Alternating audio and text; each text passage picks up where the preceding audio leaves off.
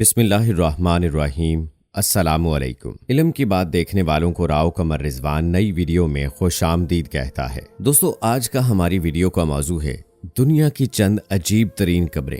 एक कहावत है कि कब्र का अजाब तो मुर्दा ही जानता है, और ये बिल्कुल सही भी है, क्योंकि आज तक मरने के बाद कोई वापस नहीं आया। अल्लाह ताला हम सबको अपनी हिफ्ज़ व अमान में रखे और हमारे गुनाहों को बख्श दे, आमीन। कब्र के अंदरूनी मामलात के बारे में कहीं न कहीं से तो हमने इबरत हासिल की ही है, लेकिन बाज़ औक़ात कुछ कब्रें ऐसी होती हैं कि उनके ज़ाहिरी हालात ही उनके अंदरूनी हालात का इशारा दे देते हैं। जी हाँ दोस्तों, दुनिया में ऐसी बहुत सी कब्रें मौजूद हैं जिनके बारे में अजीबो गरीब और बाज़ औक़ात खुशकुन मुशाहिदात हमें उनके बारे में काफ़ी बातों से आगाह कर देते हैं।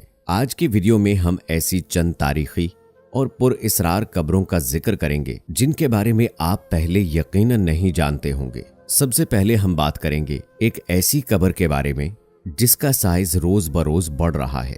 हमारा पहला मौजू है पीर असहाब। दोस्तों, दुनिया में आपने बहुत सारे हैरत अंगेज मकामात देखे होंगे, कुछ पुरअसरार कब्रिस्तान देखे होंगे, कुछ पुरअसरार कब्रें देखी होंगी, लेकिन जिस मकाम के बारे में हम बात करेंगे वो पहले आपने कभी नहीं देखी होगी। जी हाँ दोस्तों, हम बात कर रहे हैं जिला भक्कर के इलाके पीर असहाब के बारे में।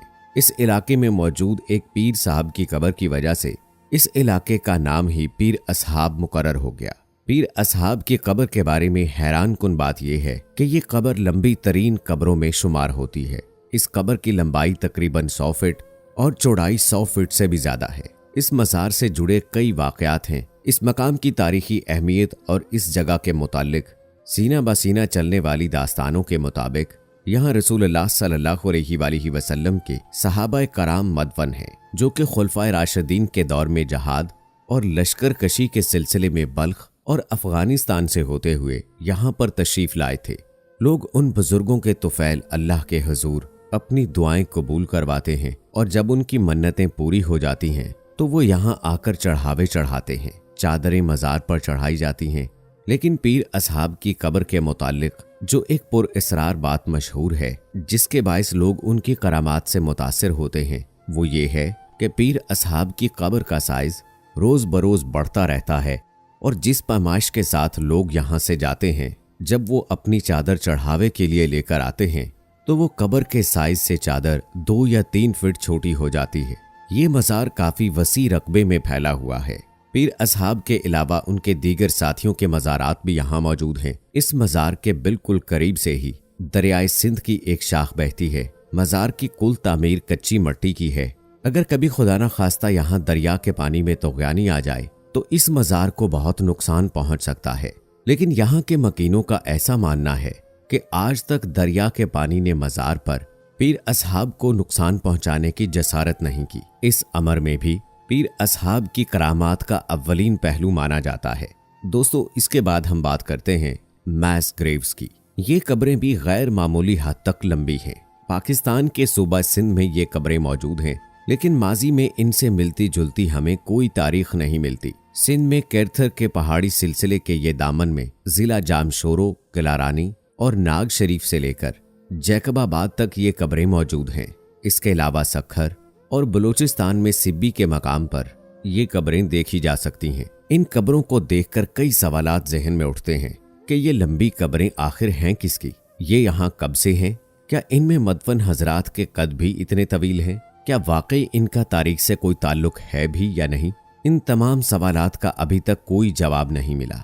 हत्ता कि तारीख भी इनके बारे में खामोश है। मैस ग्रेव्स पूरी दुनिया में पाई जाती हैं। ठट्ठा में मकली कब्रिस्तान में भी ये कब्रें मौजूद हैं। दरअसल मैस ग्रेव्स को इज्तमाई कब्रें भी कहा जाता है।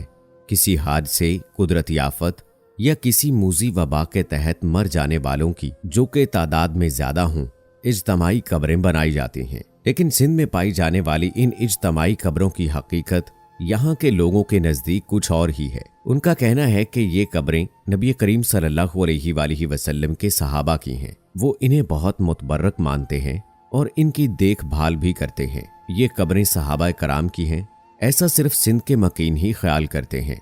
लेकिन अगर इस्लाम की तारीख को पढ़ा जाए, उसमें ऐसे कहीं भी कोई शवाहिद नहीं मिलते जिनसे ये पता चलता हो कि नबी करीम सल्लल्लाहु अलैहि वसल्लम के दौर में कोई सहाबी या सहाबा कराम रिज़वानुल्लाह अजमाइन की सिंध आमद हुई हो या उन्होंने यहाँ पर क़याम किया हो। मजीद ये कि किसी भी सहाबी के बारे में ये नहीं पता चलता कि उनका कद गैर मामूली हद तक बुलंद हो। लिहाजा इन कब्रों के बारे में इज्तमाई कब्र होने का दावा ज्यादा दुरुस्त समझा जाता है, क्योंकि इस तरह की कब्रें पूरी दुनिया में मौजूद हैं। तीसरे नंबर पर हम बात करेंगे खुली कब्रों के बारे में, यानी अनकवर्ड ग्रेव्स के बारे में। इन कब्रों के बारे में तसव्वुर किया जाता है कि ये कब्रिस्तान 2500 से 3000 साल पुराना है। हाल ही में दरियाफ्त होने वाला ये कब्रिस्तान वादी सवात में है। इटालियन माहिर आसार कदीमा के मुताबिक एक दिन जबकि वो अपनी तहकीक की गर्ज से इस जगह से गुजर रहे थे तो उन्होंने एक हाथ देखा जो कि सूरज की तेज धूप पड़ने की वजह से मुरझाया हुआ था। ये हाथ एक सुरमई रंग की बुलंद दीवार में से दिखाई दे रहा था। ये हाथ एक मिट्टी की सलीब में पैबस्त था। ये कब्रें जब दरियाफ्त हुई, ये उस वक्त की बात है जब 2012 में एक लैंड ओनर ने इस जगह की तज़ीनो आराइश के लिए काम करवाना शुरू किया। लुका भी माहिरीन की टीम में से काम करने वाला एक था जो यहाँ सैरो तफरीह के लिए आए हुए माहिरीन थे। उन्होंने इन कब्रों की दरियाफ्त के बाद इस जगह पर काम को 1 साल के रोकने तक की दरख्वास्त की और इजाजत मिलने के बाद उन्होंने इस कब्रिस्तान को मजीद दरियाफ्त किया, जिसके बाद मिलने वाली मालूमात कुछ यूं हैं। लुका के मुताबिक इन कब्रों में मौजूद बाकियात की टेस्टिंग होना बाकी थी, लेकिन यहाँ मौजूद माहिरीन का कहना था ये डोडो कबीले के लोगों की बाकियात हैं जो कि पाकिस्तान में इस जगह पर 3000 साल पहले इसी जगह यानी ओडेग्राम में आबाद थे। डाडक अफगानिस्तान और पाकिस्तान में बोली जाने वाली एक मुश्तरका जुबान है। ऐसा माना जाता है कि सिकंदर आजम ने ओडेग्राम में काफी जंगें लड़ी और ये कब्रें उन्हीं जंगों का नतीजा हैं। माहिरीन आसार कदीमा ने 32 मुकम्मल तौर पर बंद कब्रें दरियाफ्त की थीं। इस जगह पर मौजूद आसार यहाँ के लोगों के तरीक़े तदफीन को वाज़े करते हैं। उनके मुताबिक इन कब्रों को बंद करने के बाद एक बार फिर खोला गया, उसके बाद एक बार फिर दोबारा खोला गया और फिर उन्हें दोबारा दफना दिया गया, फिर उन्हें एक बार दोबारा भर दिया गया और एक बार उन कब्रों को खाली किया गया। इस तरह ये कब्रें कई बार खोली गईं और कई बार उनमें दफन किए गए, क्योंकि ये उन कबीलों से ताल्लुक़ रखती हैं जिन्होंने नस्ल दर नस्ल अपनी मैयतें इन्हीं में तदफीन की हैं। लुका का कहना था कि उन्होंने कब्रों में एक से ज्यादा ढांचे देखे हैं, जिनमें एक मर्द और एक औरत का ढांचा था, जिनके चेहरे एक दूसरे की तरफ किए गए थे। इससे पता चलता है कि उन्हें कई बार खोला गया और कई बार बंद किया गया। दोस्तों, चौथे नंबर पर हम बात करते हैं the chairs family vault. Vault दरअसल एक ज़ेरे ज़मीन नुमा तहखाने को कहते हैं। चेयर्स फैमिली वॉल्ट बारबाडोस के एक चर्च कब्रिस्तान में वाक़े है। वॉल्ट दरअसल कब्रिस्तान में एक ऐसी कब्र होती है जिसमें मरने वाले की तदफीन नहीं की जाती, यानी उसे मिट्टी तले दबाया नहीं जाता, बल्कि एक ज़ेरे ज़मीन नुमा तहखाना बनाकर लाश को ताबूत में बंद करके उस वॉल्ट में रख दिया जाता है। ये वॉल्ट इब्तदा में 1724 में बनाया गया था।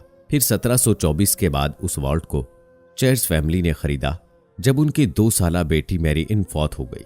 उन्होंने अपनी बच्ची को उस वॉल्ट में रखा, जबकि वहां पहले से मिस्टर थॉमसेना का ताबूत भी मौजूद था। वॉल्ट में तदफीन के ठीक 1 माह बाद उसकी बहन भी इंतकाल कर गई। उसकी बहन को भी उसी वॉल्ट में दफना दिया गया। अपनी बेटियों के इंतकाल के सदमे को बर्दाश्त ना करते हुए खानदान के सरबराह मिस्टर थॉम्स ने खुदकुशी कर ली। लेकिन हैरत अंगेज बात जो उस वॉल्ट के बारे में मंजर आम पर आई, उससे पहले सब उससे नावाकिफ थे। जैसे ही थॉम्स की तदफीन के लिए वॉल्ट के दरवाजे पर रखी भारी सलीब को उठाया गया, अंदर का मंजर नाकाबिले बर्दाश्त था। अंदर रखे हुए ताबूतों को किसी ने अपनी जगह से बुरी तरह से हटाया हुआ था। ये एक हैरान कुन मंजर था, क्योंकि ना तो कोई जलजला आया था ना कोई सैलाब। हत्ता के दाखिली रास्ते पर रखी गई सलीब को हटाने के कोई भी आसार मौजूद नहीं थे। ये कहा जा सके कि कोई शख्स अंदर दाखिल हुआ हो और उसने ये सब किया हो। खैर, एक बार फिर थॉम्स की तदफीन के बाद पहले से मौजूद ताबूतों को अपनी अपनी जगह पर रखकर उसे फिर से बंद कर दिया गया। बदकिस्मती से 1 साल बाद उसी खानदान के एक फर्द का इंतकाल हो गया और जब उसकी तदफीन के लिए उसे खोला गया तो वही मंजर देखने को मिला। सब के सब ताबूत बुरी तरह बिखरे पड़े थे। इस बार भी उन्हें दुरुस्त करके रख दिया गया, लेकिन अब की बार ये बात सोसाइटी में जंगल की आग की तरह फैल गई और कहा जाने लगा कि कोई गैर मरई मखलूक ये सब कुछ कर रही है। इस वाक़े के ठीक 1 साल बाद लोगों के गिरोह ने महज अंदर के हालात जांचने के लिए इस वॉल्ट को खोला तो इस मर्तबा भी अंदर के ताबूतों को तहस नहस पाया। लिहाजा इस मर्तबा चर्च और दीगर लोगों ने बाहमी मशवरे से इस वॉल्ट में मौजूद तमाम ताबूतों को बाहर निकालकर उनकी बाकायदा अलग अलग तदफीन कर दी और उसके बाद ये वॉल्ट हमेशा के लिए बंद कर दिया गया। लेकिन दुनिया की नज़र में ये एक पुरस्रार वॉल्ट ठहरा।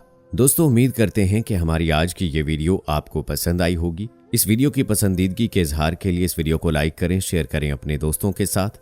मुझे अगली वीडियो तक इजाज़त दें। फी अमानिल्लाह।